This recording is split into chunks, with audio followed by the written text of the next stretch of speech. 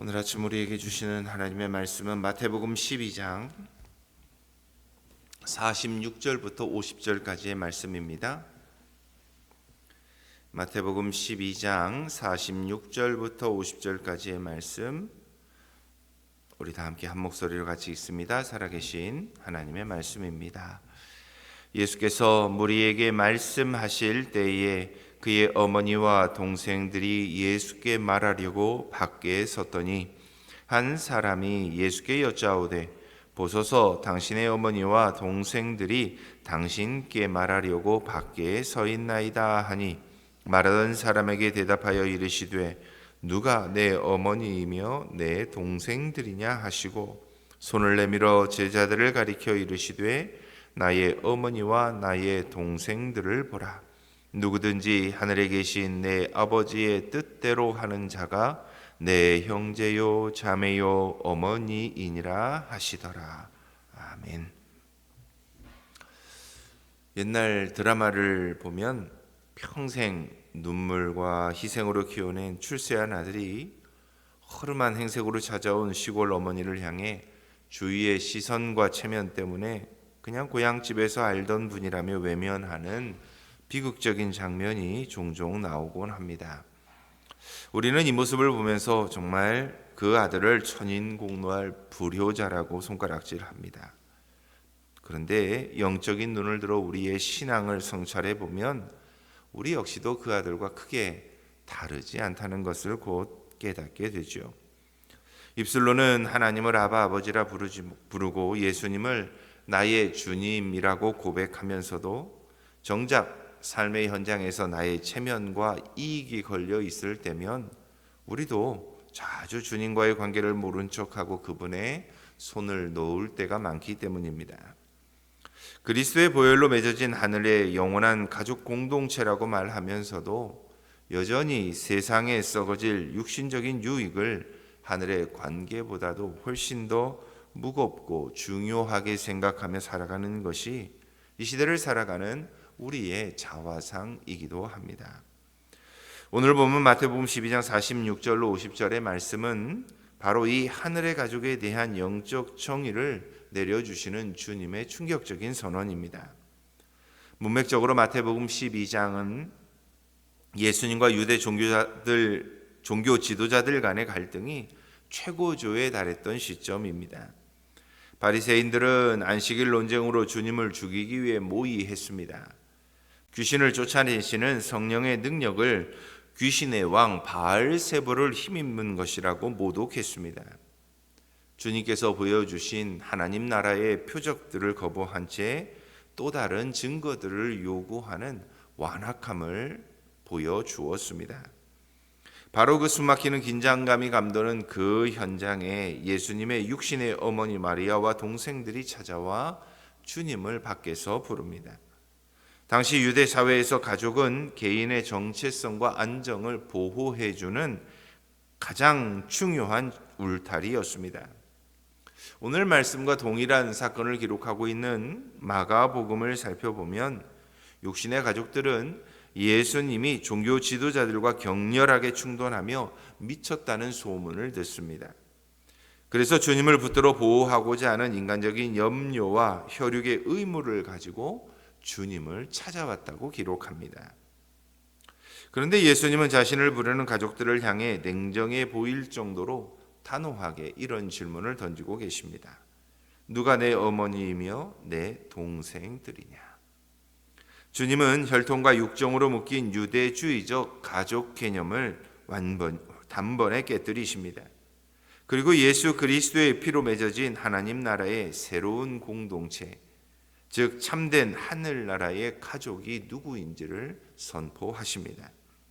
오늘 본문을 통해 주님이 계시하시는 참된 하나님 나라의 가족이 되는 세 가지 영적 조건을 깊이 묵상해 보고자 합니다.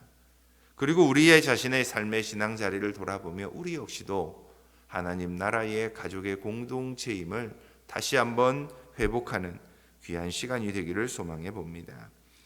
참된 하나님 나라의 가족이 되는 첫 번째 조건은 우리의 시선과 삶의 중심이 오직 예수 그리스도 한 분에게 고정되어야 한다고 주님은 말씀하십니다. 본문 46절을 보면 예수님께서 무리에게 하나님 나라의 복음을 선포하고 계실 때에 주님의 육신을 태어나게 한 어머니 마리아와 동생들이 예수님을 만나기 위해 찾아옵니다. 그래서 46절은 이렇게 기록합니다.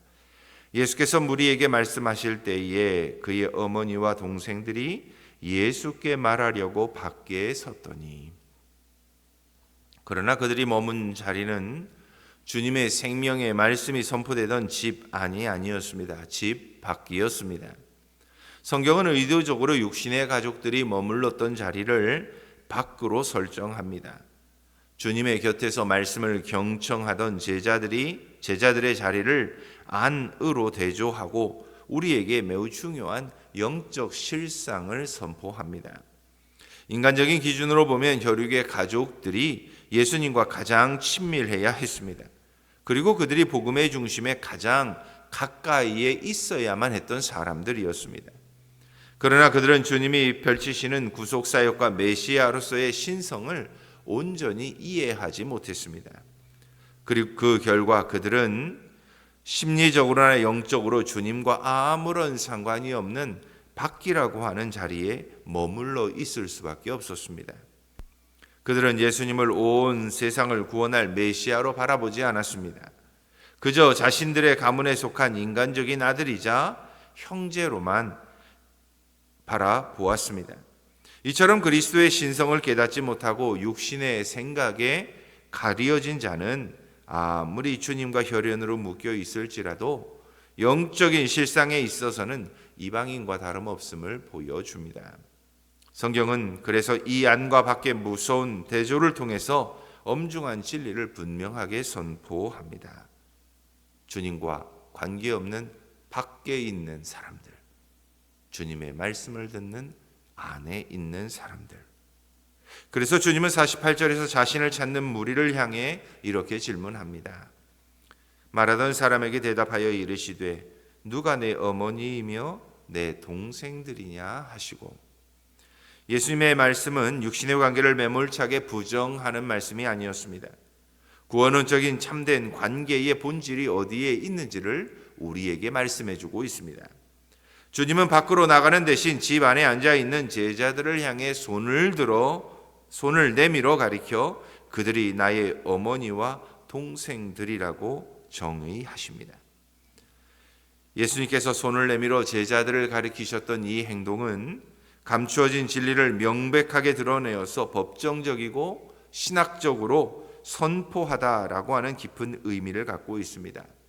즉 종교 지도자들이 거센 비방 속에서도 끝까지 말씀을 경청하던 제자들이야말로 예수님께서는 자신의 참된 가족이라고 온 천하에 공포하고 계신 것입니다.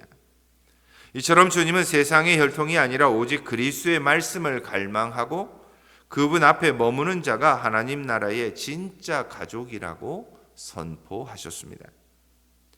이 진리는 오늘날 우리에게도 동일하게 적용됩니다.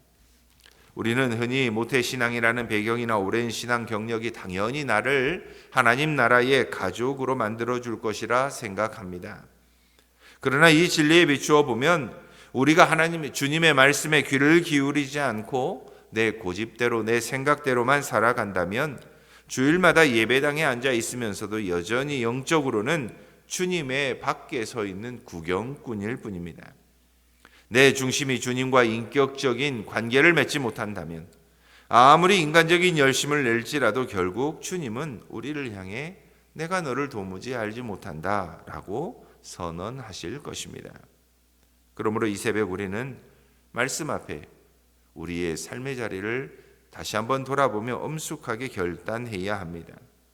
주님의 손가락이 나를 향해 네가 내 가족이다 라고 증언하실 수 있도록 우리는 우리의 온 시선을 영적 밖에서 복음의 안으로 전인격적으로 옮겨야 합니다. 내 체면과 유익을 따라 주님을 외면하던 삶을 청산하고 어떤 상황에서나 주님의 말씀이 우리의 삶의 절대 기준이 된다는 것을 믿음으로 고백하며 말씀에 순종하며 살아야 합니다. 이렇게 주님과 동행하는 삶이 곧 주님과 함께 하나님의 나라의 가족이 되는 절차입니다. 사랑하는 성도 여러분, 우리의 시선과 우리가 있어야 할 곳은 주님 곁입니다. 주님과 함께 있어야 우리는 하나님 나라의 참 가족이 될 수 있습니다. 이런 가족의 은혜를 누릴 수 있는 저와 여러분들이 다 되었으면 좋겠습니다.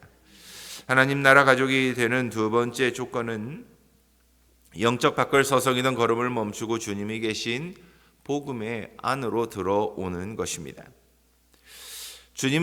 우리는 밖에서 살다가 안으로 들어오면 참된 주님의 은혜 가운데 영광스러운 신분의 변화를 맞이하게 됩니다. 본문 49절 하반절에서 예수님이 제자들을 향해서 하셨던 말씀은 당시 유대인들의 상식을 완전히 뒤흔드는 충격적인 선언이었습니다. 주님은 자신을 바라보고 있는 제자들을 향해서 나의 어머니요 나의 동생들을 보라고 선포하십니다. 당시 유대 사회에서 어머니와 형제라고 하는 혈연 관계는 인간의 노력으로 바꿀 수 없는 선천적이고 절대적인 것이었습니다. 그런데 주님은 아무런 혈연 관계도 없고 세상적인 조건도 갖추지 못한 제자들을 향하여 자신의 가장 소중한 혈육에게나 쓸 수 있는 호칭을 부여하고 있습니다. 이것은 감정을 자극하기 위한 단순한 비유나 문학적 수사가 아니었습니다. 예수 그리스도 안에서 성도가 얻게 되는 영적인 신분과 존재적 정체성이 얼마나 근원적으로 뒤바뀌게 되는지를 온 천하에 공포하신 신학적인 선언이라고 말할 수 있습니다.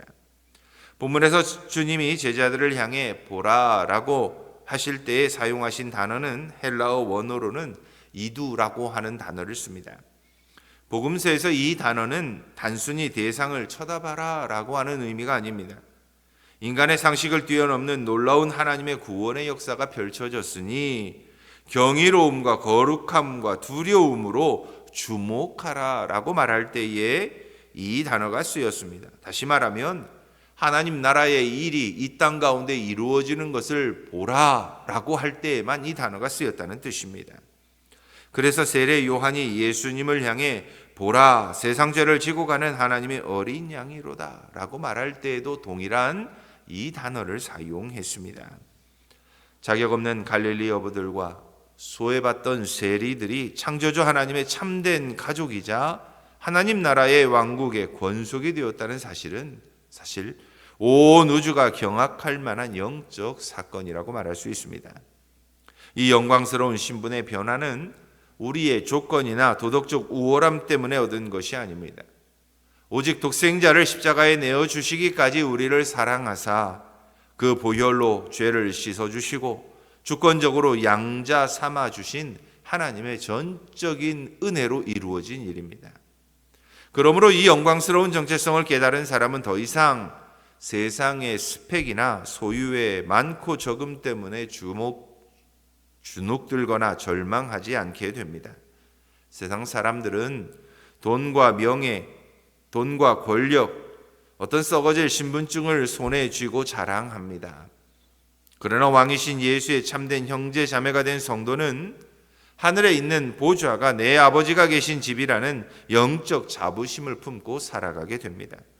그러니 세상이 나를 알아주지 않아도, 세상에 내가 가진 것이 없어도 창조주 하나님이 나를 향해 너는 내 아들이요 내 딸이다 하시는 그 말씀만으로도 우리는 어떤 상황 속에서든 당당하게 서 있을 수 있게 됩니다. 그러므로 사랑하는 성도 여러분, 이 새벽 우리가 복음 안에서 입은 이 고귀한 신분의 가치를 다시 한번 기억할 수 있기를 바랍니다. 세상의 가치관과 타협하며 성도의 명예를 스스로 땅에 짓밟던 영적 천박함은 내어놓으십시오.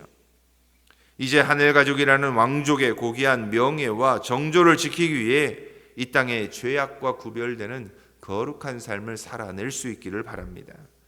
그래서 매일의 삶 속에서 하나님의 자녀라는 그 신분의 영광을 찬란하게 증명해낼 수 있는 주의 친백성들이 다 되시기를 주님의 이름으로 간절히 소망합니다. 예수님은 이렇게 참된 하늘가족을 구별하는 최종적이고 절대적인 시금석이 하나 있는데 그것은 바로 하늘에 계신 내 아버지의 뜻대로 행하는 것이라고 말씀하시며 오늘 본문을 마무리합니다. 50절 말씀입니다. 누구든지 하늘에 계신 내 아버지의 뜻대로 하는 자가 내 형제요 자매요 어머니이니라 하시더라. 본문 50절에서 주님께서 말씀하고 있는 뜻대로 하는 자 중에서 이 하는에 해당하는 헬라어 원어는 보이에세라고 하는 단어입니다. 이 단어는 단순히 무엇인가를 행하는 신용을 하거나 마지못해 따르는 일회성 행동을 말하지 않습니다. 예술가가 혼신의 힘을 다해서 하나의 거룩한 작품을 빚어내는 것처럼, 혹은 창조주 하나님이 무에서 유를 창조하시는 것처럼 하나님의 뜻을 자신의 삶이라는 도화지 위에 구체적인 실제와 열매로 만들어내는 지속적인 행동을 바로 이 포이에세라고 하는 단어를 통해 말합니다. 즉 예수님의 참된 형제와 자매는 주님의 말씀을 단순히 머릿속의 종교적 지식이나 입술의 교리로 소유하고 있는 사람이 아니라는 뜻입니다.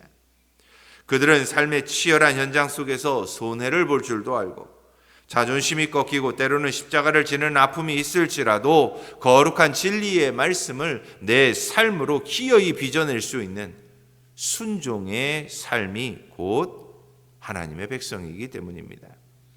당시 바리새인들은 성경 지식은 누구보다 박식했습니다. 그러나 그 마음이 완악하여 삶에 순종이 없었기에 결국 메시아를 대적하는 사탄의 자식들이 되고 맙니다. 그러나 비록 가진 것이 없고 연약할지라도 주님의 말씀 앞에 자신의 삶을 온전히 던져 순종했던 사람들은 그리스도의 영광스러운 형제와 자매이자 어머니라는 하늘의 복을 누리게 됩니다. 사랑하는 성도 여러분, 오늘 우리는 우리의 심령을 무엇으로 채워가고 있습니까? 바리새인들처럼 종교적인 형식으로 우리의 믿음의 삶을 보장해 가고 있지는 않습니까?